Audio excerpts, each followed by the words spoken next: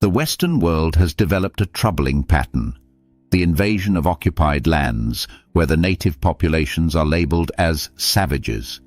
This label has too often acted as a justification for atrocities, genocide, dispossession, and cultural erasure. But these so-called primitive people, do they not have the same right to live and thrive as anyone else? Do they not deserve to be left alone? Must their lack of modern technology deem them unworthy of existence? To assume that a community's value is tied to its technological advancement is profoundly misguided.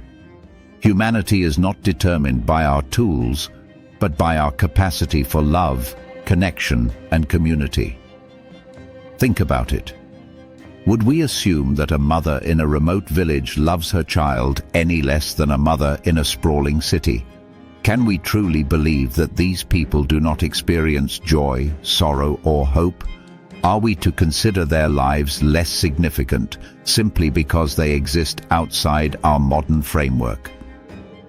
Human beings shouldn't need to present proof of advanced technology to warrant their right to life. And what of the argument that equates these communities to mere animals? If we were to treat them as we treat animals, the question arises, would you abuse an animal simply because it's an animal? Every sentient being deserves respect and compassion.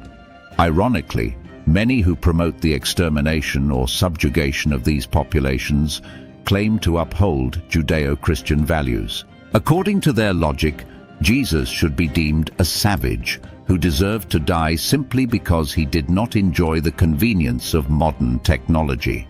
When did Christians become so worldly and materialistic? Given that those in the Western world are the ones who engage in state-sanctioned violence and perpetual war, would it be fair to say that we're the real savages? Throughout the 20th and 21st centuries, military interventions led by Western nations have often been justified under the guise of promoting peace, democracy, and human rights. Yet the aftermath suggests a stark contrast to these ideals. From Vietnam to Iraq, Afghanistan to Libya, the consequences of these interventions have led to loss of life, destruction of infrastructure, and millions of displaced people. Many critics argue that such actions are not justifiable and bring into question the morality of those who authorize them. Statism creates an illusion of legitimacy.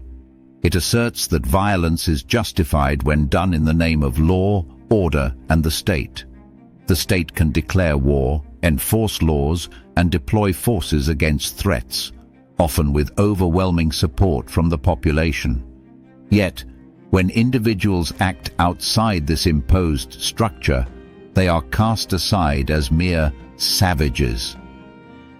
When we refer to savage violence, we really mean acts of aggression or brutality that occur outside the acknowledgement of state legitimacy. If we only draw sharp lines based on who wields the violence, are we not perpetuating the very cycle we often decry?